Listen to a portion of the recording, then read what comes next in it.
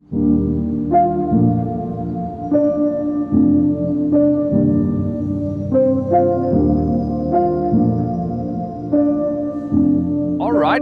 welcome back to Off the Records. I have the beautiful Phoebe Dubar Yeah. to guest here with us, and Phoebe is a fantastic human being, Oh, thank and I'm just really excited, to share Phoebe with the world and share, like, listen to her insights that she has. And I think the first thing, Phoebe, that I would like to point out, and I we shared that pre recording, is that when people look at your Instagram profile, that your job description is really eclectic, right? So we have vocalist, we have singer, we have songwriter, we have sound healer, we have yogi. Tell us a little bit, how did you bring all of those things together? How does that work?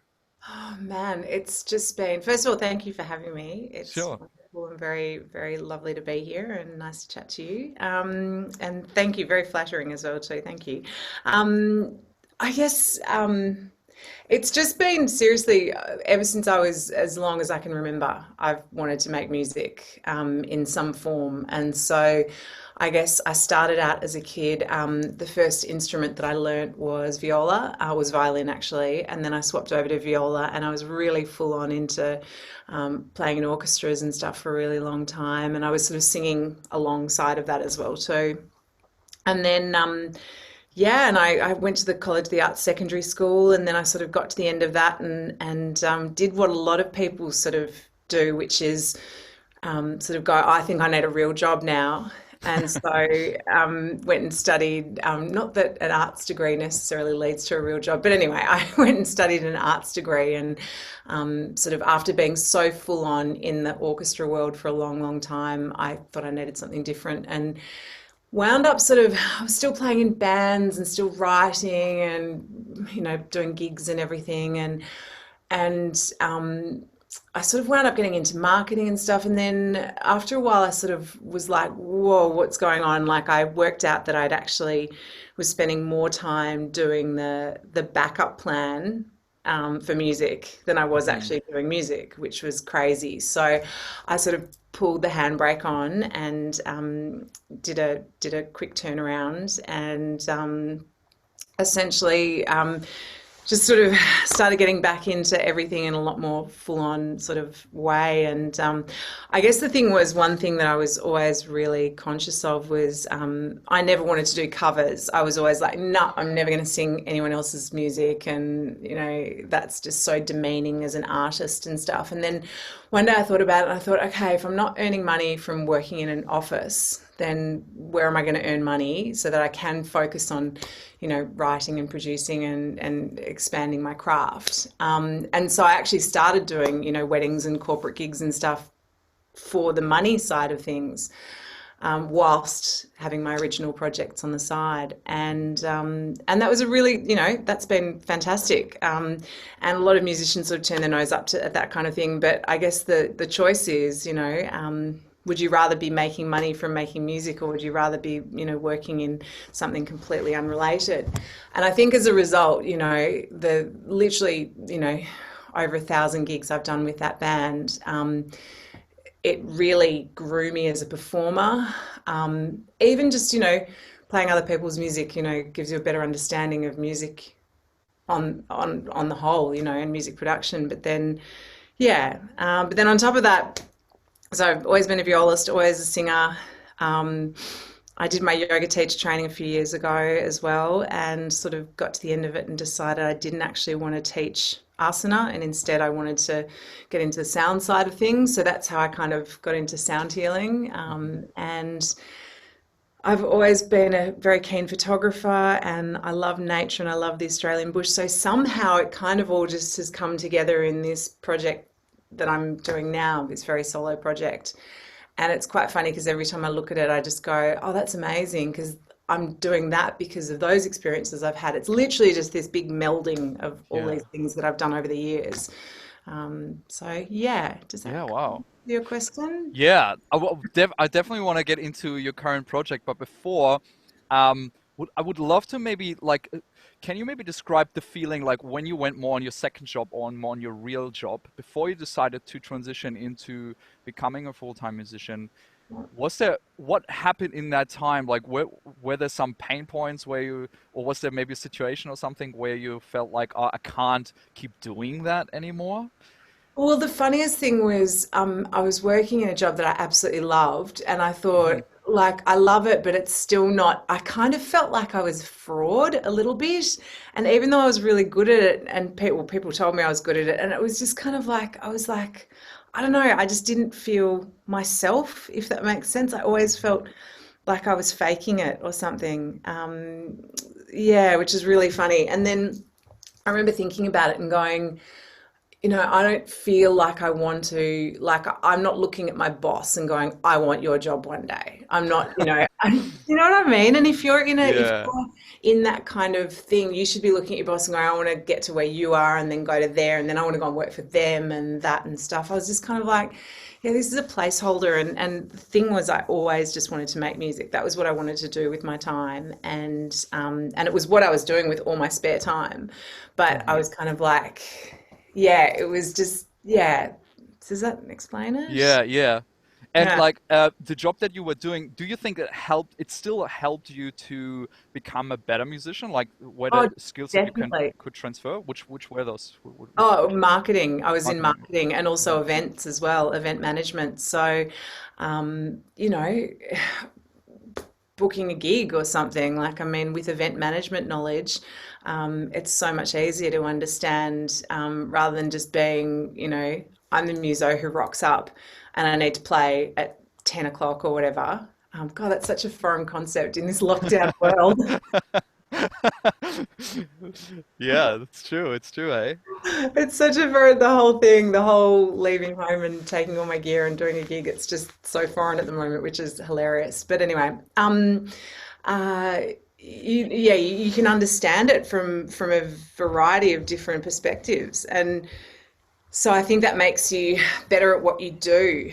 Hmm. You've got an understanding of, what the venue's trying to achieve and what, does that make sense? Yeah, Yeah. I So reckon. Yeah. when you say what the venues want to achieve, because I the reason why I'm asking that is when a lot of my clients or artists who are starting out and they want to get obviously into gigging and performing live or even now online, um, I think the majority of artists is still in that idea is okay, well, if I do something, people will come, right? And if I share, if I approach a venue, they should kind of be happy to have me because I worked so hard on my music, and people will automatically appreciate that.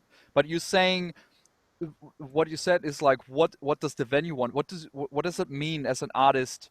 Why should we ask ourselves the question, what does the venue want out of it? I think, I mean, they're the ones that are obviously housing you and, allowing it to happen. And I remember going to, I think it was at Face the Music conference years ago, and someone talked about it and they said, don't, don't try and make it any prettier than it is. Your job as a musician is to sell beer.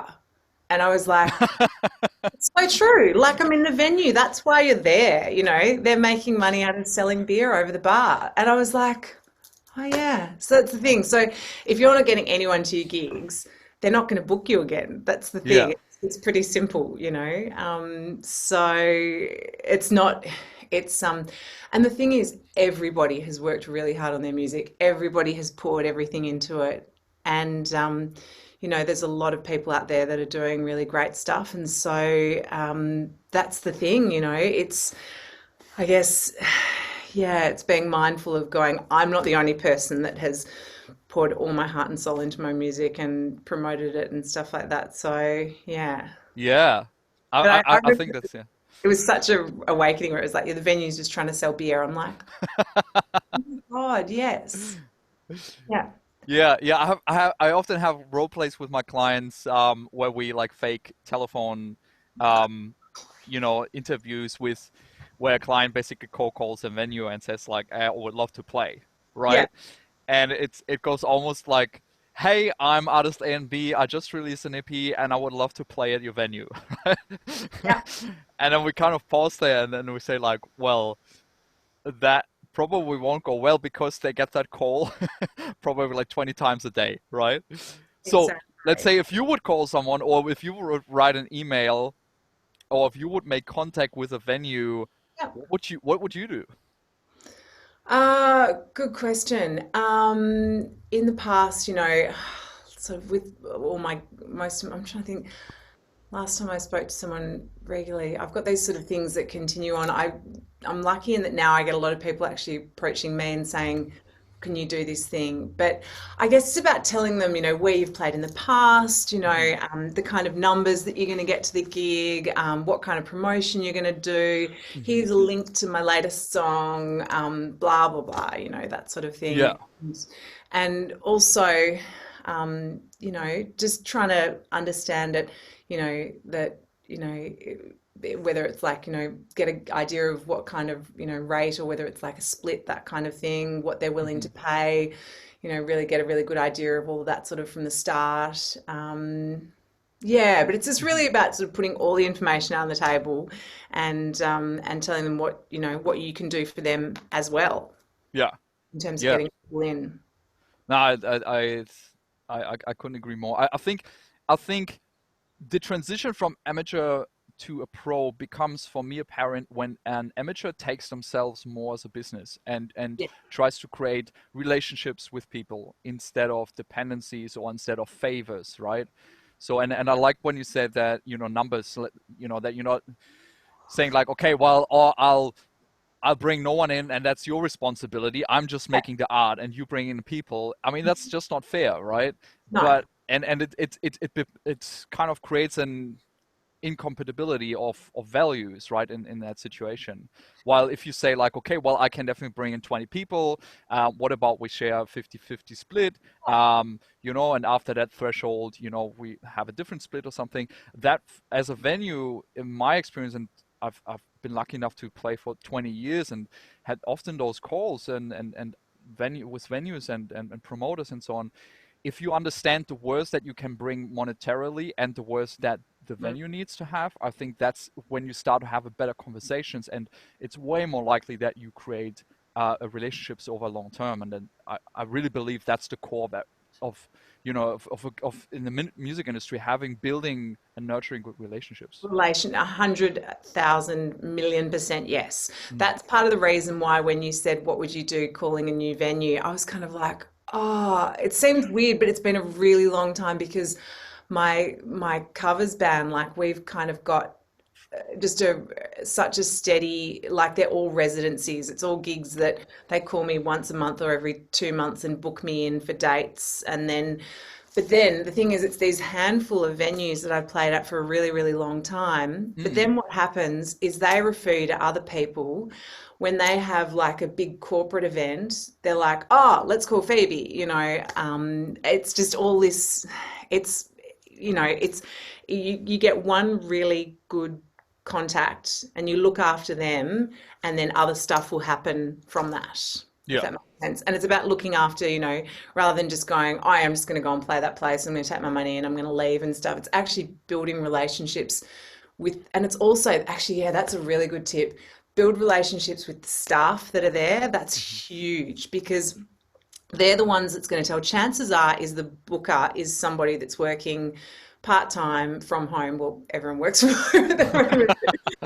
It's some some guy who's working casually and just booking the bands. He or she is probably booking the bands for 50 venues around town. Hmm. And so what you need to do is you need to come in and have a really great relationship with the manager or the bar staff. Make sure they really go up to them and be like, hey, how did you enjoy it? Was that good? If it's a multi-set gig, you could even go up to them at the end of the first set and go, um, is there anything you want us to change? Are we too loud? Are we this? Are we that? Um, to keep them happy, because they're the ones that are going to feed that information back to the booking guy, and the booking guy or girl's going to go, oh my god, yeah, we're going to get them back again. They were fantastic because all the Yeah. feedback from the venue was great.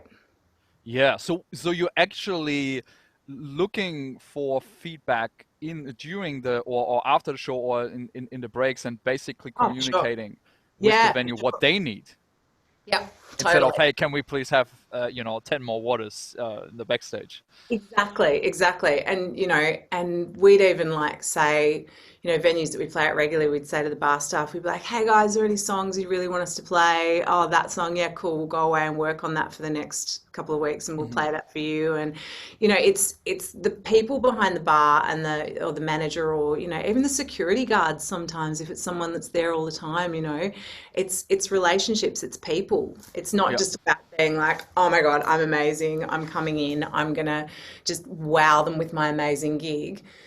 Because, reality check, there is a lot of people in Melbourne. We live in a city just full of amazing music.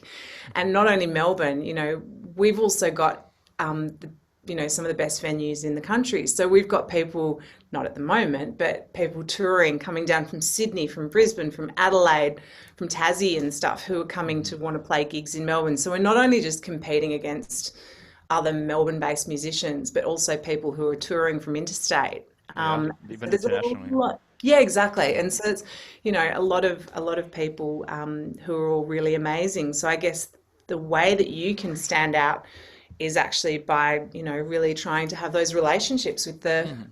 with the venues, understanding what their objectives are and kind of not just going, it's all about me. It's actually going, because they will have you back time and time again. There were Hmm. some places that I used to play with my old original band, and we just had such a great relationship with them. They were just like, yeah, and they paid us a great rate, and it was really easy because we just understood what was going on. So yeah, Yeah, yeah, you made it about people and you made it about creating a win-win-win situation, yeah, right? exactly. Yeah, yeah. I think probably if you wouldn't have done that, did you do that? I mean, did you do that consciously, or was it more like, oh, wait a minute, that works, let's do more of that? Or did you go into when you transitioned from marketing, did you have this fundamental understanding? Okay, well, it needs to be about a win-win situation. Potentially, one of my sisters used to run restaurants as Oh well too. So potentially I was coming at it from knowing her background. That's a really hard, that's like a chicken and egg question. It's probably just been yeah. put into my head over the years and stuff like that. That's just kind of Yeah. sunk in. So, yeah. Yeah. And it was that really a bad gig that you played Oh, that so many. Oh, sorry, in yeah. particular. So was there a really bad gig that you played that turned out to be actually super important for your career?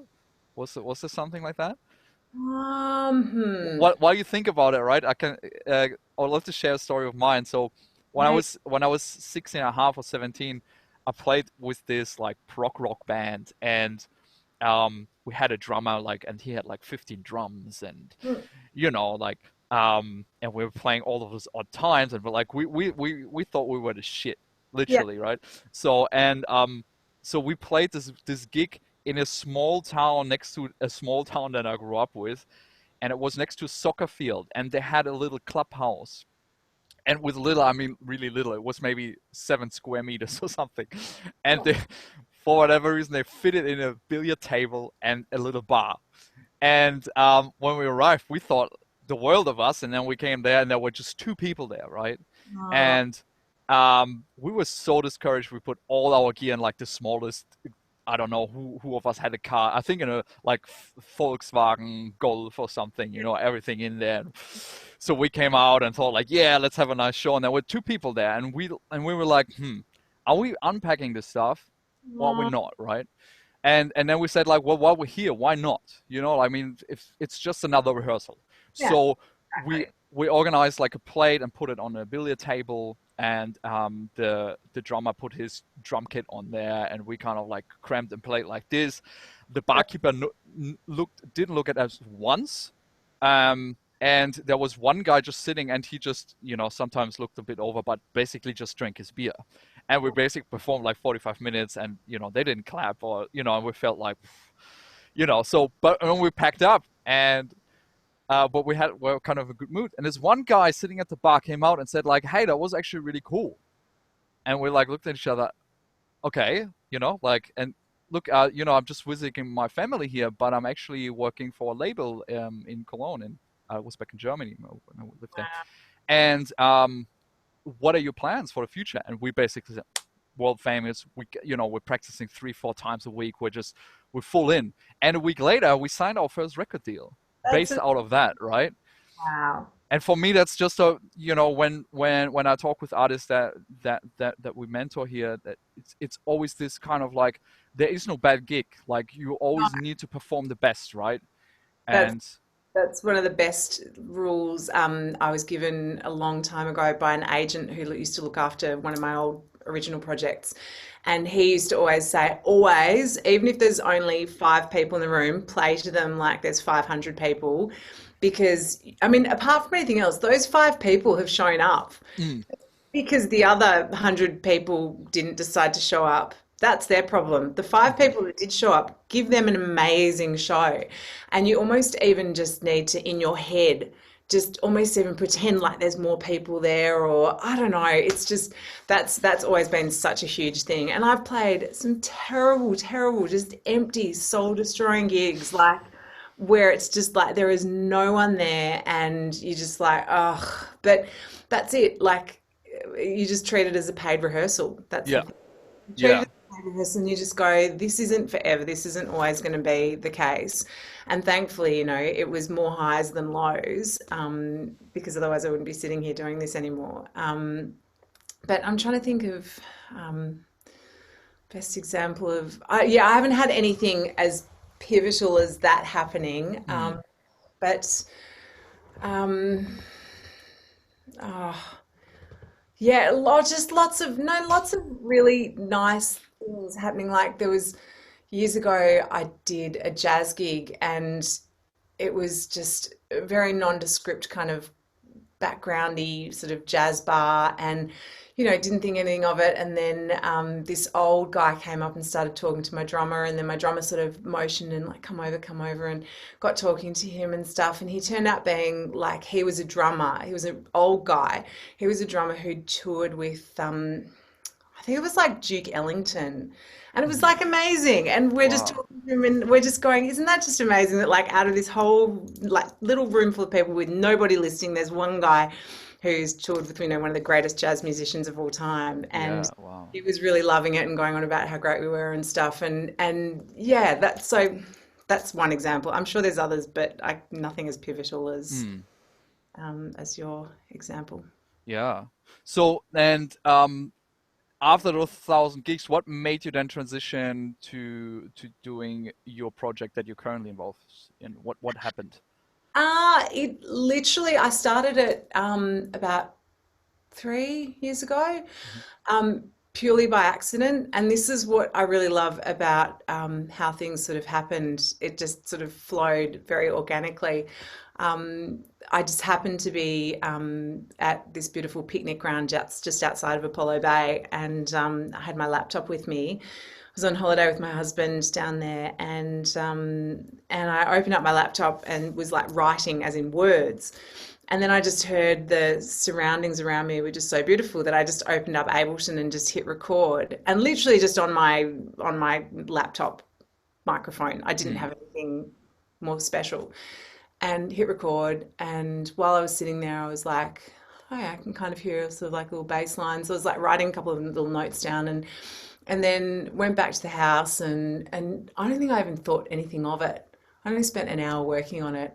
And then a few months later went back to it and was like, oh yeah, I think there's something to this. And then kept working on it for an afternoon, and then sent it to my husband, and he listened to it at work, and then he rang me back like 2 seconds later, was like, this is really good. And I'm like, really?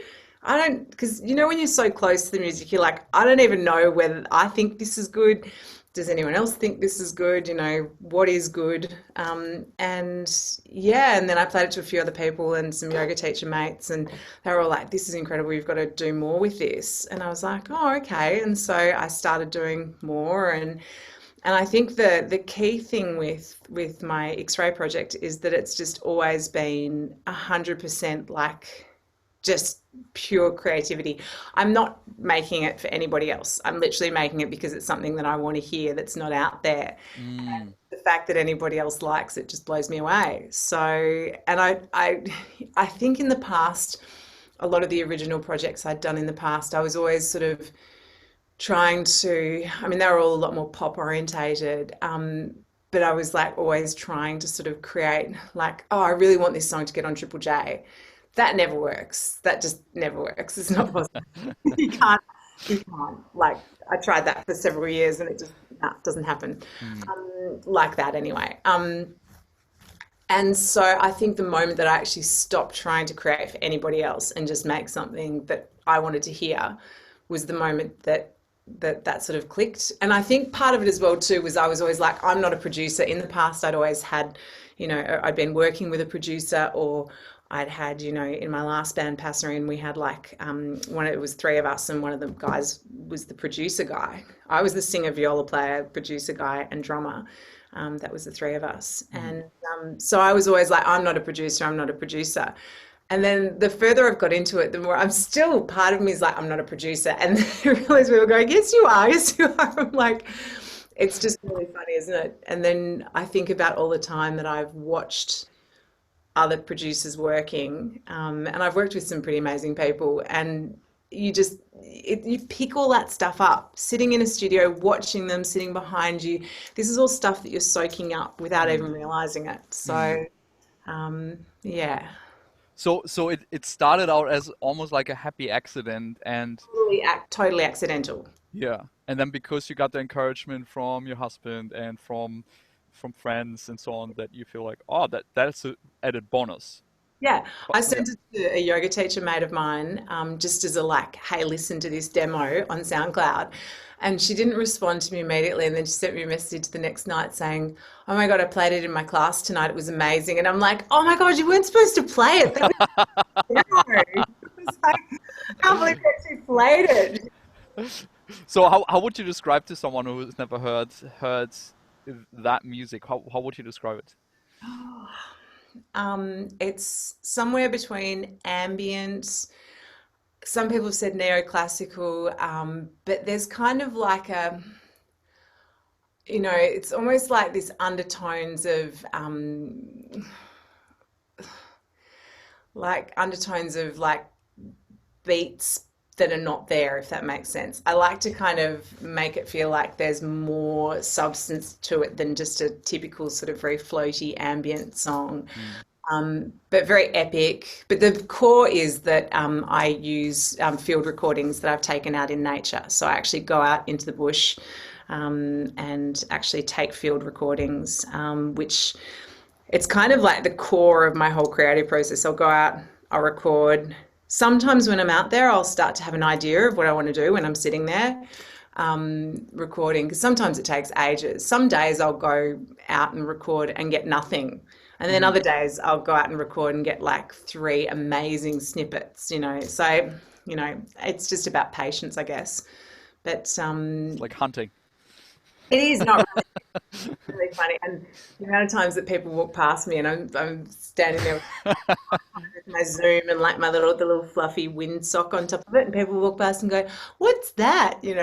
So, but it's like hunting, but it's almost also almost one of those amazing things where it's like the quieter you sit and the more patient you are, the more that nature will kind of reveal herself, and Hmm. it's this amazing process. There's been times I've been sitting there going, "Oh, nothing's happening today. There's nothing," and the second you think that something will happen, you'll be like, "Oh my God, wow!" You'll get this flock of birds fly over, or I don't know, something cool. So Hmm. It yeah, almost sounds very meditative as well, right? yeah, Expecting nothing, be open to everything. exactly. Yeah. So and how do you think that creates value for other people producing those songs? What do you feel the value is for other people, and how do you nurture that value? Well, I think the biggest thing is that today most of us unfortunately live in a very urbanized environment, and we don't have much connection, if all, to the natural world. Hmm. And at the core, we are part of nature. We're humans. We evolved as animals, or whatever you believe. We're part of this. All of this amazing earth that we live on. And my my whole reason behind releasing this music is just to try and inject a little bit, even if it's just a little bit of a bird call or a bit of a sound of, trees or something like that into the lives of people who might not get to hear that kind of stuff because Hmm. they might live in a really super urban environment. And I think as well too, we're all living, particularly this year, in such a constant state of, you know, constant low grade state of anxiety. I think any kind of music that can actually help you become more present and actually connect with the present moment is just so valuable. Yeah, yeah, Yeah. absolutely. So even though it is an original project, but I feel it everything that we do as artists resolve or revolves around creating something that's bigger than yourself and bigger than your ego, right? Oh, And it like your original project, but also your cover band and even your marketing, it is all about creating value for others and help people to connect to others and even to themselves, right? Would you agree with that? oh, 100%, Yeah. 100%. And my whole aim with music has always been whether it to be, get a full dance floor of people dancing and singing to their favorite song, or, somebody meditating to one of my songs. I guess I've always just wanted to, with my music, with my art, to actually help people feel good Hmm. or feel something. Feel, if they need to let out a massive flood of tears and get that out, then that's what they need to get out. But Yeah. yeah. So, and did that then lead you to sound healing per se, or was it a parallel process also Kind with of the yoga? parallel, Yeah. yeah. At the same time, I was sort of teaching practice yoga classes at home to my friends and family, Hmm. and I worked out very quickly that the thing that I love most about it, I had one crystal bowl, and I had one a set of tinctures, and I think I had one Tibetan bowl. And I worked out very quickly that the thing I loved the most about teaching yoga classes was A, coming up with the playlist, and B, doing some sound work at the end in Shavasana. And I was kind of like, and then it was this really kind of pivotal moment where I got offered a position as a casual teacher at a studio that was opening, and it sort of was all getting to crunch time, and then I just suddenly woke up one morning and was like, I don't think I actually want to do it. I'm not feeling super excited about this opportunity, and I should be like, oh my god, this is the best thing ever. Hmm. I was just all I was thinking was, oh God, I'm gonna have to get up at 5:30 and drive halfway across town to get to this studio. Wow. And I kind of was like, it was actually my best friend. She actually was going to do the course with Sound Healing Association. She was Yeah. going to do it, and then she decided not to. But meanwhile, I'd looked into it, and I'm like, this is what I need to be doing. What? Mm. So, yeah. Yeah. So it S- was, yeah. Thank you to Lucy for that. Yeah. Wow. So it seems like a lot of happy accidents and your intuition really following them, right? That's it. And I think that's part of it as well too, Hmm. learning to actually go with your intuition. And if something's not working, knowing the difference between, to use a great Australian colloquialism, flogging a dead horse. Like it's like there's a difference between like, oh, this isn't happening yet because I haven't put enough time into it, or Hmm. that's not quite right. It's not quite my time. There's a really cool producer I've worked with a lot over the years, Ryan Ritchie, who he always used to say, it's like you can be the best in a certain field, in a certain genre, but it's like the spotlight of music is just going like this over all the different genres. And you could be, like you said, prog rock before, the best prog rock band in the world, Hmm. but it's not prog rock's time. The spotlight's shining somewhere over here. Yeah. And you might get fed up after 5 years of playing shitty gigs and quit. And then that's just when the spotlight shines. You're like, damn it, all these bands that I played with for years, they're getting record deals and stuff. And so yeah, it's really hard to know the difference between going, I'm gonna keep flogging this, I'm gonna keep going, Yeah. um, and just also knowing when to move on. Yeah. I don't I can't give any insight into that other than just, yeah, going with your gut as much as you can. Going with your gut. Yeah, Yeah, I think that's good advice. I think we're so much in our head, and I was definitely like that for a long, long time, just being as rational as possible, getting as much information before deciding, but then that also gives you decision paralysis, like because there's so many options. And totally. yeah, I think maybe it has something to do with age, but I think like sometimes stepping back and say like, okay, I have the knowledge now, but despite of all that knowledge, what is it? What does feel good now? Yeah, And exactly. And what do I actually want from this mhm, situation as well too? Like sometimes taking the gig that pays lots of money might not be actually what you need. What you need to be doing is doing the small gig for, a small new venue and actually building a good relationship. And it's actually about sort of reassessing what you want there mhm, and kind of being aware of the business side of things. That's very important, but not being 100% focused on it all the time. And being really, I will only do a gig for this amount of money, and otherwise that's bullshit or whatever. And I'm only going to do this. And I think for a while I had a really quite a firm plan of where I wanted to be and where I wanted to go.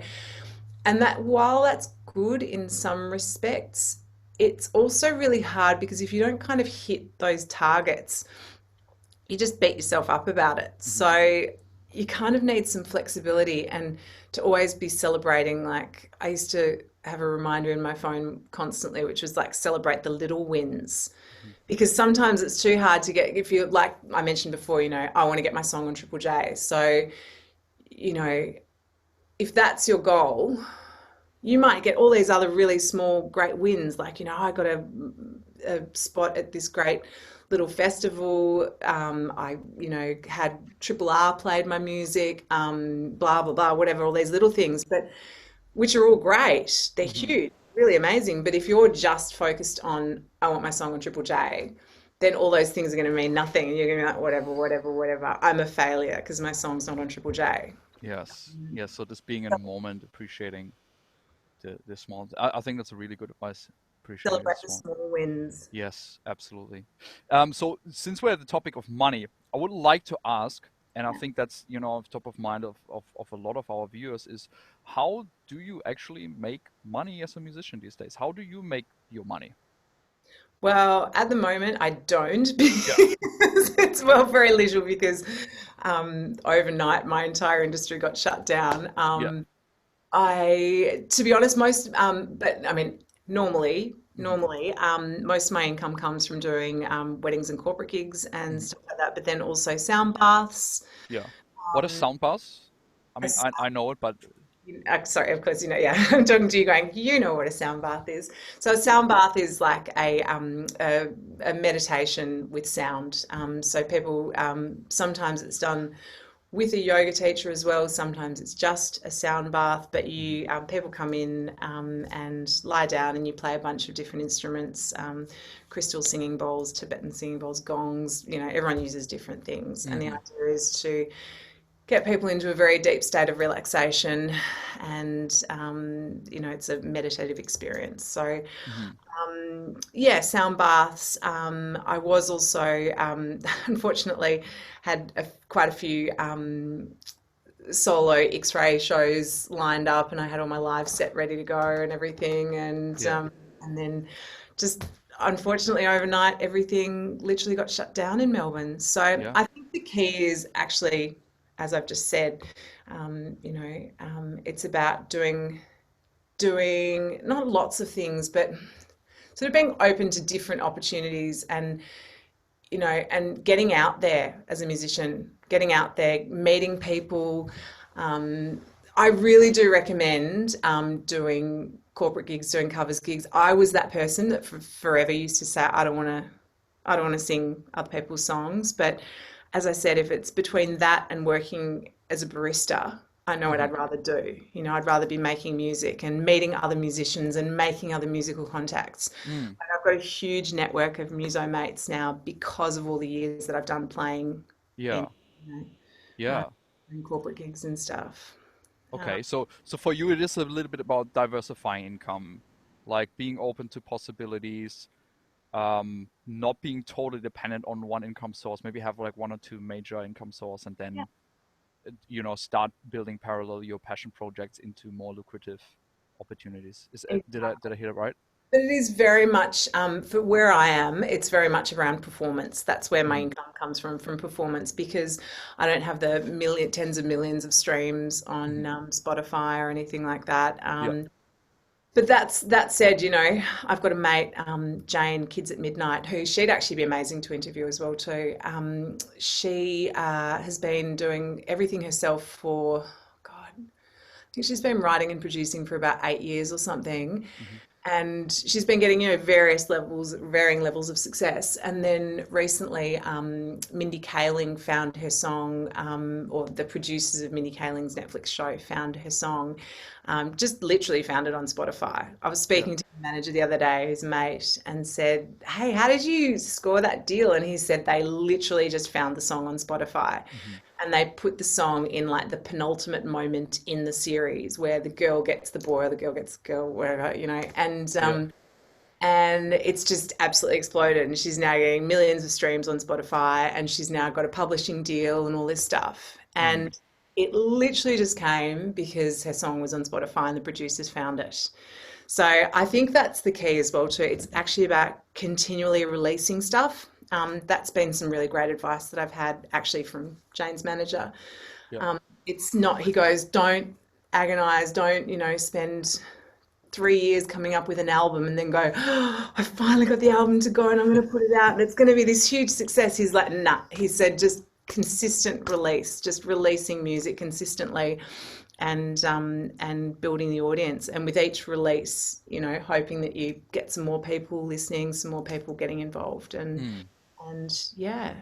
Beautiful, beautiful. I think there's a lot of really really important things there for people who's starting out. Let's say Phoebe, someone would call you or maybe send you a message on Instagram, and I put obviously the details below this video as well. Um, and the question is, maybe you get an 80-year-old female and saying like, oh look, I've been songwriting for a while and I love what you do. I would love to do that more professionally. What would you advise them to do next? Play as much as you can, like perform. I think that's the biggest key, because it's not like, the performing and the gigging and stuff, that is where most people are making money. So you need to be a really good performer and be really comfortable and confident and everything like that. So get out there, do shitty gigs, do even just, open mic nights, get comfortable with your songs, with your craft, get out there, get used to coming into a venue and loading in and plugging in and dealing with a sound guy and all those sort of boring things that, but more than anything else, get used to connecting with an audience and actually, and becoming a better performer, because it's just one of those things. It's just the more you do it, the better you get at it. It's like anything else in life. It's a muscle, and you just, the more you work on it, the better you get. And the other thing as well too is just work with other people. Reach out to people that you like and collaborate with them and stuff. And even if you just catch up and do, some little songwriting session, or you send them something that you've worked on, or you ask, a producer if they've got any beats or tracks or anything that they want a top line for that you can just write over. Actually, there's that great, what are they called? What's that? Oh, I've completely spaced on it because I haven't used it for ages. But there was a great website where it was like up and coming producers posting tracks that needed vocals and stuff. I only know BeatStars, Airbit, but they're more for established producers. Yeah, there was one. I'll look into it and I'll message you and you can Yeah, put it cool. or I'll put something it in like a that. link below here. Yeah. And even just that, even if you don't even submit it to them, it's a matter of, you can get some experience downloading a track and then Hmm. just going, cool, what vocal would I write for this? Yeah. What would I add? Would I add some piano or guitar or something like that? Or, I'm Hmm. just writing a song or whatever. one other thing as well too, which I did, which definitely changed my approach, was there's an amazing book called The Artist's Way, and so it's by a woman called Julia Cameron, and it's like this.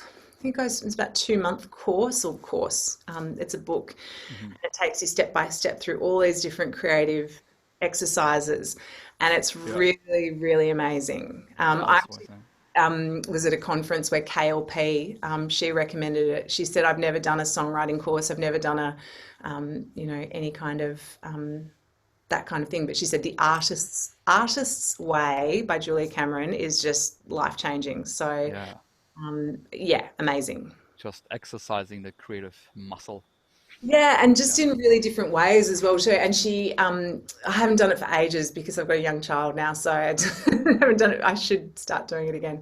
But she recommends once a week going on an artist date, and it's like where you she calls it take your inner artist out just by yourself and go and do something purely creative, like that's not in your field. So it's not going to a gig, it's not anything music related. It could be going to an exhibition or even just, there was one day where I came up with this idea of going around and taking photos of cool like house signs. So like the sign that says like 52 or, whatever. Yeah. And it was so great. I literally just walked around with my iPhone and was like, oh, I like that one. It turned into this really amazing, like it made me notice stuff that you normally wouldn't notice. Hmm. So yeah, I highly recommend that. Good, good. Yeah, I'll definitely look into that. I haven't seen that one floating around yet. Yeah. Great. Let's shift gears a little bit, Phoebe. Have some quick questions. Yeah. And I think let's start maybe with the first one. Do you make your bed? And if so, why? And if not, why not? Wait, what, sorry? Do you make your bed in the morning? And if Yes, I do. so, It's one of the first things I do. why? Why? Oh, Yeah. because I'm just minorly OCD. No, it's I've also got a 3-year-old as well too. So if I didn't make it, there'd just be toys and crap everywhere. So, and I've got to set a good example as well too. Gotcha. If Gotcha. I'm telling her to pick up her toys, then I need to show her that I'm also looking after my stuff. Awesome. Um, Number two, what are the three things that you use daily in your profession? Oh, wow. So many things. Well, my computer, obviously, that's just Computer. a no-brainer. I would say at the moment, my Moog Mother 32, which I'm Oh, obsessed with. Like, it's sitting over there bleeping away. You can probably see over there. Yeah, I oh, love my Moog. It's just, yeah, it's beautiful. And microphone. Yeah, easy. microphone. Yeah. Cool. Awesome. The next one I steal, I'm just reading Tools of Titans and Hmm. Tribe of Mentors by Tim Ferriss at the moment. And Oh, one question that I really love about this is what purchase of less than 100 euros, the dollars, not euros, we're not in Germany anymore, has greatly improved your life in the last 6 months or in recent memories? less than Yeah. $100. Hmm. Does it need to be music No, related? No, it can doesn't need to can be. be. Any of my indoor plants, like I've Mm. got so many plants in my house, like it's just insane. And I think particularly like if you can see over there, like next to my monitor, like I've got just a couple of little plants and Ah, stuff. yeah, lovely. I don't know. I just think plants, they make me really happy. And particularly when I'm surrounded by like tech and computer screens and stuff like that, it's really nice to just have like a little bit of nature there. So Yeah.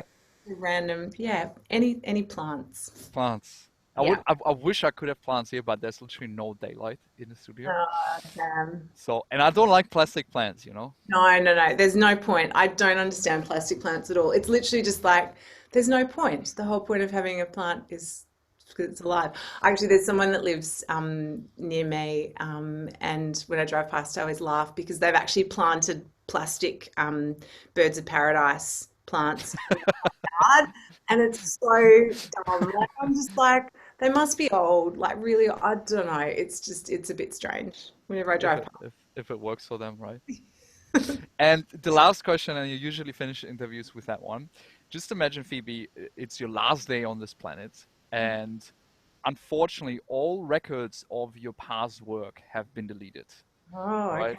Spotify went down, all computers are gone, and you only have a post-it note to write something on it for the next generation, something that's really valuable for you that you would like to share with the new generation or with people coming after you.